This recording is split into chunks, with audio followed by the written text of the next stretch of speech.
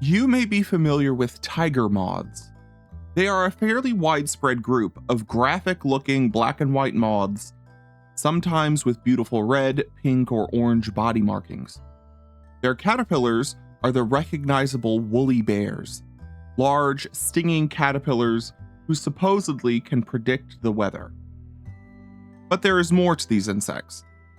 This is the Baphomet moth, a stinking, poisonous, tentacled monster. It is also a moth whose caterpillar makes decisions that will decide months later whether the adult can find a mate. To understand the strange tentacles, you have to understand its bigger life cycle, and a male that turns itself inside out. Across Australia and Southeast Asia, the Baphomet moth, Creatonotos gangis, can be found around night lights. At rest, it draws no attention. Pale forewings with dark lines hiding a shockingly red-orange body. You might not even give it a second glance. A typical-looking tiger moth. Half an hour after sunset, though, the tip of its abdomen swells, splits open, and 4 enormous hair-covered tubes balloon outward, reaching past the full length of the moth that produced them. But what you see isn't a threat, it's an advertisement for mating. This bizarre horror display starts in childhood and depends on the caterpillar's diet. These caterpillars will eat almost anything, but unlike many other insects, these caterpillars will seek out poisonous plants. Specifically, they are looking for plants containing a class of poisons called pyrrolizidine alkaloids, plants like rattlepods and heliotropes. The caterpillar deliberately consumes toxins that would sicken other animals. In larger animals, these pyrrolizidine alkaloids cause acute liver failure. But rather than being harmed, the caterpillar stores the poison. It moves the poison into its own tissues, stores it in a stabilized, harmless form, and holds on to it for later.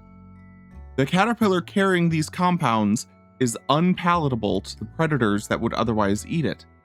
The stored plant toxins are a chemical shield, and the chemical shield survives the caterpillar's metamorphosis.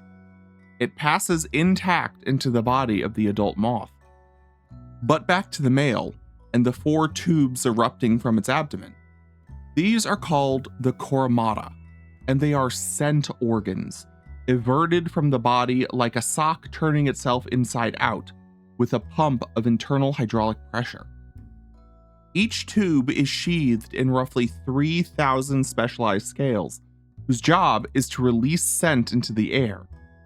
And the size of the coromata is dependent on how much plant poison was eaten as a caterpillar. Consider 2 male caterpillars. One feeds on plants rich in this poison, the other is raised without any of it. When they become adults, the first unfurls 4 thick, fully formed tubes covered in scales. The second has almost nothing, 2 stunted stalks bearing only a few hairs and no scent to speak of. The relationship between size and scent and poison is proportional. The more poison the caterpillar eats, the larger these organs are on the adult. So this is what those tentacles are doing. They are announcing a strong male who ate enormous amounts of poison in childhood, and these poisons will be passed to the female in mating, so she can add it to her own supply of poison and pass the combined gift to her eggs, which are then defended against predators and parasites before they hatch. A female choosing the strongest smelling male is choosing the best provisioned father for her offspring. But during these mating displays, rival males also track the scent plumes to its source and settle nearby, unfurling their own coromata and adding their scent to the growing plume. What forms is a gathering of males, all advertising together, a chemical chorus pooling into a single plume far stronger than any one moth could cause alone. Once this male chorus has been calling for a while, females start to show up, homing in on the combined signal.